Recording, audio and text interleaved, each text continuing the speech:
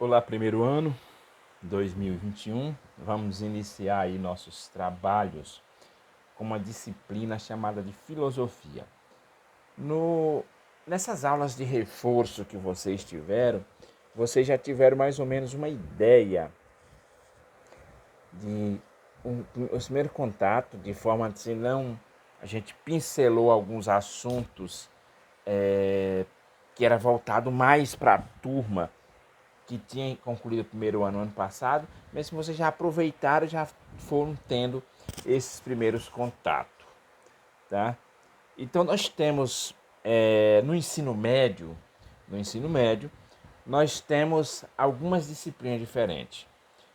No caso, nós vamos trabalhar com duas disciplinas, que é a filosofia e a sociologia. A nossa aula hoje, o nosso bate-papo hoje é de filosofia, tá? A disciplina que nós iremos trabalhar aí com vocês durante 3 anos e nós temos uma missão, tá? Nós temos uma missão que é exatamente fazer com que vocês olhem para o mundo, tá? Despertar em vocês um senso crítico para a sociedade, para a realidade em que vocês vivem. Então, a importância da filosofia é essa. Meu nome é professor Rubinatos, tá? Acredito que a maioria aí já foram meus alunos, né? Tem alguns novatos aí que eu estava olhando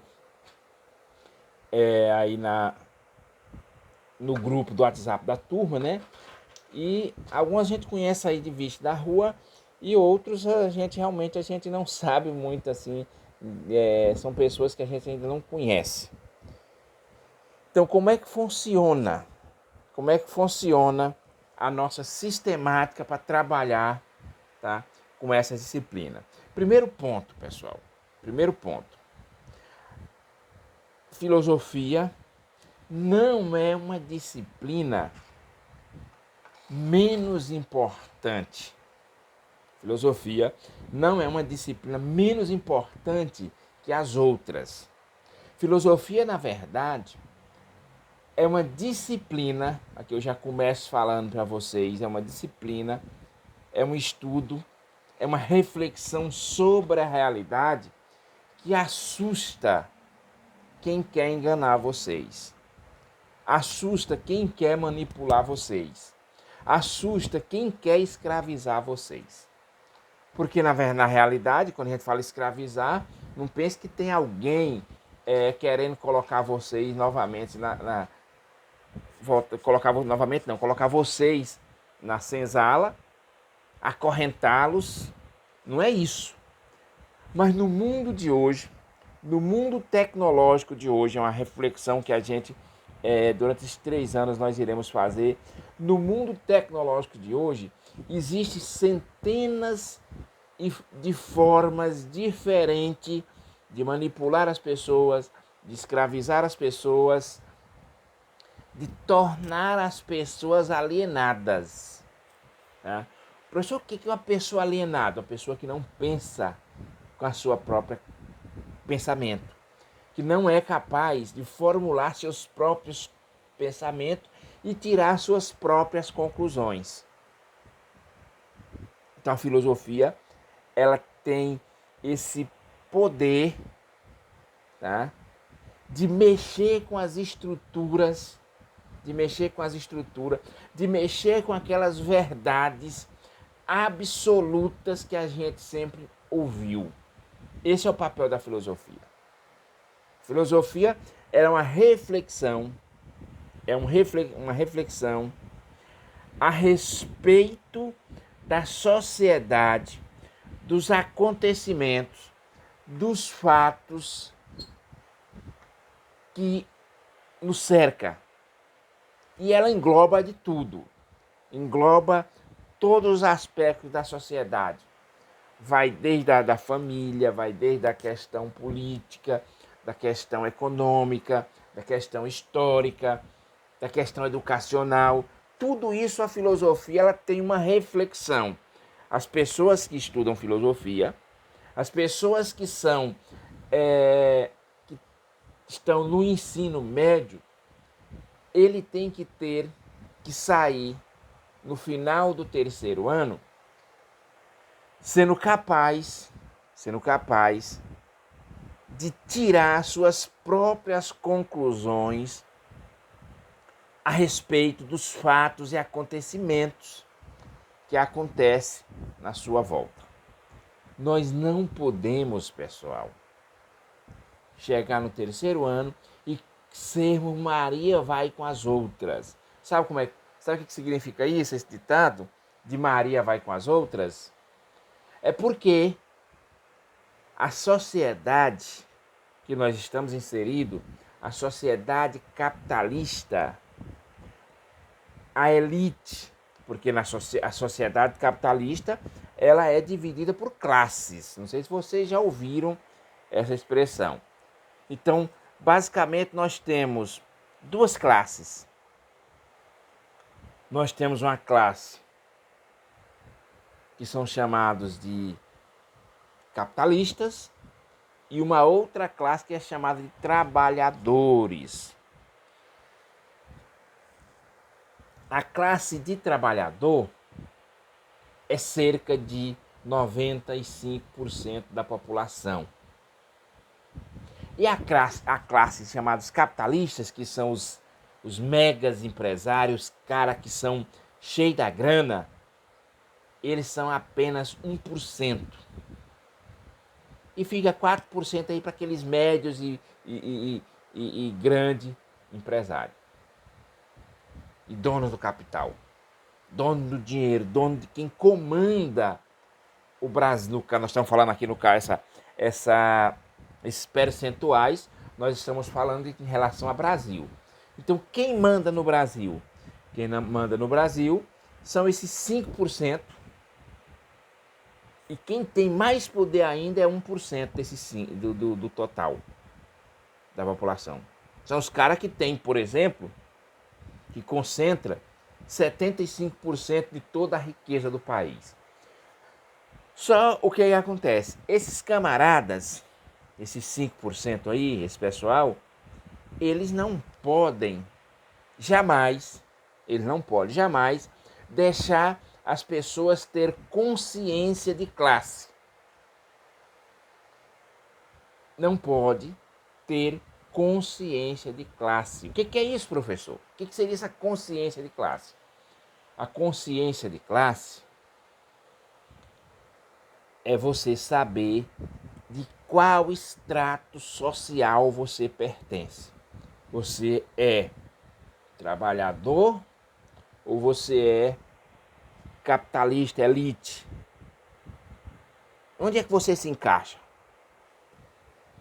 Ah, professor, mas meu pai é muito bem, tem um salário muito bom, ele ganha 30 mil reais por mês, ele é rico. E ele trabalha para alguém, então ele é trabalhador. Qual é a diferença, pessoal? Eu pergunto para vocês. Qual é a diferença que tem se hoje um cara que ganhava um salário mínimo e um cara que ganhava 30 mil, os dois foram demitidos hoje. Amanhã, qual é a diferença deles? Nenhuma. São dois desempregados. E daqui um tempo, se continuar sem emprego, vão ser dois miseráveis. Sem ter muito, nem condição de se manter. Isso é realidade. Então, só o que acontece, pessoal? Ó, esses 95%, se descobrirem que eles é quem tem a força de trabalho capaz de revolucionar, capaz de mudar essa relação de força, são os 95% que vão passar a dominar o país, dar as cartas do país. É deles que vai partir as decisões e os rumos que o país deve tomar. Então, o que acontece? não podem jamais, para bem dos 5% e para azar nosso, jamais esse povão, ele pode ter consciência de classe, consciência da classe que ele pertence, consciência que ele não pode, que ele é capaz de se chegar e dizer assim, vamos mudar as coisas, todo mundo unido, é capaz de mudar a realidade do país. É capaz de todas as pessoas se libertar do jugo capitalista da exploração. Agora, para isso acontecer, as pessoas teriam que ter o que eu chamei de consciência de classe. Quem daria essa consciência de classe? Uma educação de qualidade. Uma educação onde vocês pudessem debater temas do dia a dia de vocês, pudessem debater temas da realidade em que vocês estão inseridos, debater temas do que tem que melhorar, o que tem que ser feito para a situação das pessoas melhorar. Tá? Quais são os direitos nossos, o que a gente tem que fazer para conseguir esse direito. Isso só com educação de qualidade. Ah, professor, o que isso tem a ver com filosofia? Filosofia é uma das que contribui para as pessoas terem essa consciência de classe. Filosofia, sociologia, história, tá? Vocês entenderem a história e o desenvolvimento os efeitos dos fatos históricos e o efeito nos dias de hoje. Os fatos históricos eles não estão presos lá atrás, acabou, passou, não. Eles têm efeito hoje. Então, para vocês, por exemplo, a comunidade negra. Por que da situação da comunidade negra hoje no Brasil? Por causa da escravidão. Para que as pessoas tenham essa consciência, eles têm que saber a história do Brasil, a história da escravidão. Não saber que aquela história bonita que 13 de maio a princesa Isabel libertou os escravos, não sei, aquele monte de baboseira. Tá? A gente precisa saber essas baboseiras. A gente tem que saber realmente o que foi a escravidão, o que foi essa chamada de Lei Áurea, que na verdade não apenas abriu as portas das senzalas e deixaram os negros miseráveis, famintos, sem ter para onde ir. E que esse fato dessa chamada Lei Áurea, libertação dos escravos, é exatamente toda essa escravidão e chegar a essa questão da libertação dos escravos sem nenhuma condição dada para esses escravos melhorar as condições de vida, é como por exemplo, se hoje os pais de vocês já disseram, vocês são livres, vocês tomam conta da vida de vocês, saia da minha casa. E aí, o que vocês iam fazer? Foi isso. Vocês iam ficar perdidos. E foi isso que aconteceu com os escravos. E ainda hoje tem consequência. A comunidade negra, a comunidade afrodescendente, é onde estão morando, nas favelas, nas piores condições, é os que têm os piores empregos. Se você chega no presídio, 73% são de negros, os presos no Brasil. Aí você vai ver a história de cada um ali. O cara nunca teve oportunidade de nada, nem de receber educação, de nada.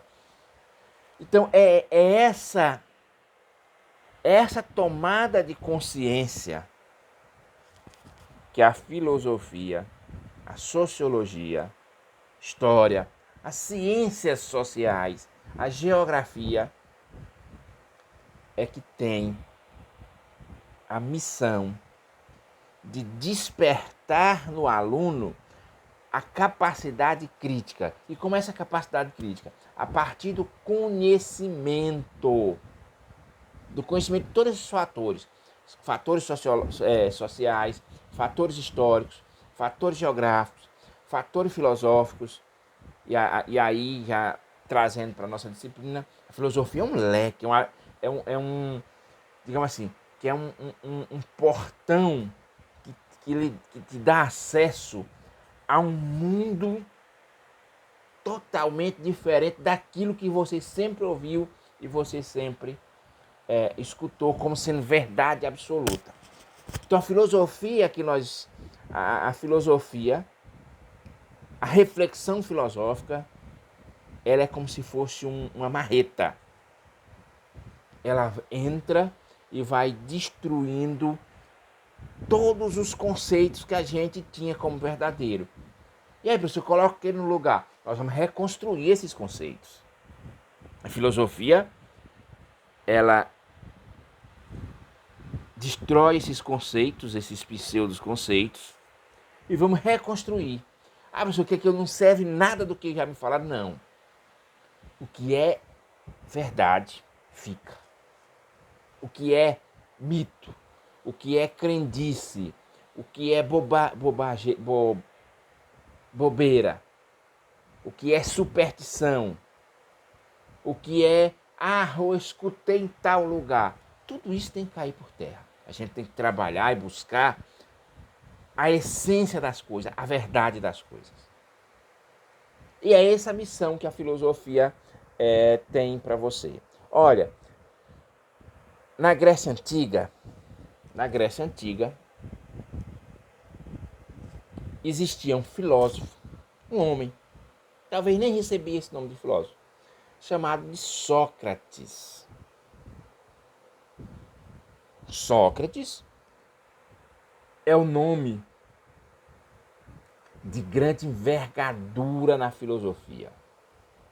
Ele é tão importante que nós dividimos a filosofia, a primeira divisão da filosofia, né, em pré-socráticos e pós-socráticos.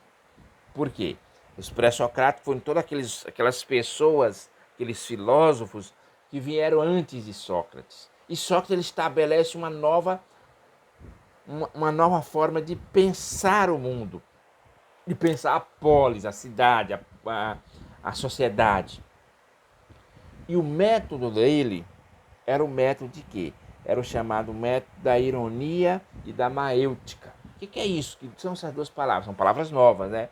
A ironia aqui, ela não pode ser usada como no sentido da pessoa irônica, não é isso.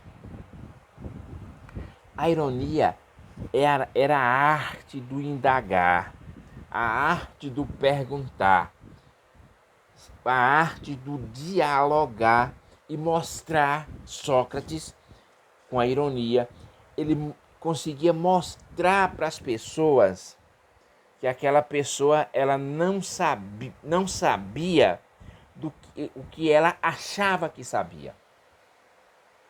E a partir daí, Sócrates aplicava o segundo ponto do seu método, que era a maêutica. Maêutica em grego significa dar à luz.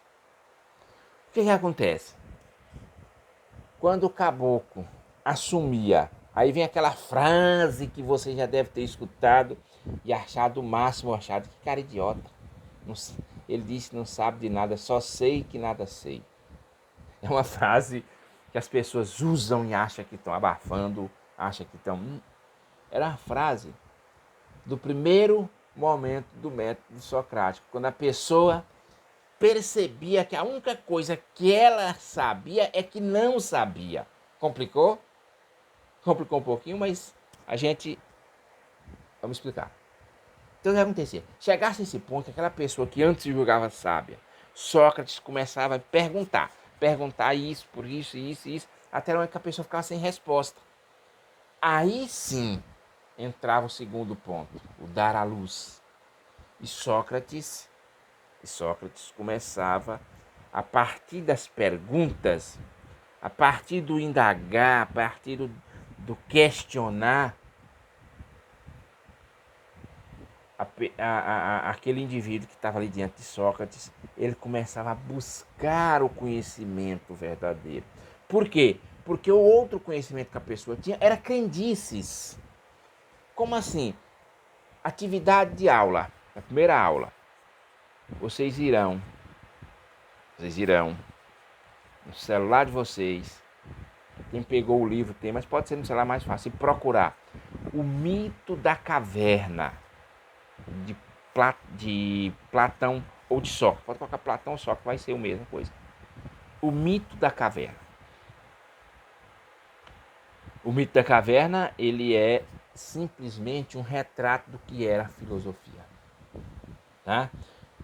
Então tá bom, pessoal. Ó, então as nossas aulas, a partir da próxima aula, a gente vai tá mais acompanhando ali o livro, né, para facilitar para vocês, mas é só a introdução. É só a introdução. Então a filosofia, ela tem essa capacidade de levar vocês a pensar, a ver o mundo de outros ângulos. E não só essa historinha que fica repetindo. A sociedade muito hoje é isso, né? Das pessoas pensar de forma igual. Todo mundo pensa da mesma forma. Isso chama-se alienação. Isso chama alienação por quê? Porque a pessoa não pensa, não elabora o seu próprio pensamento.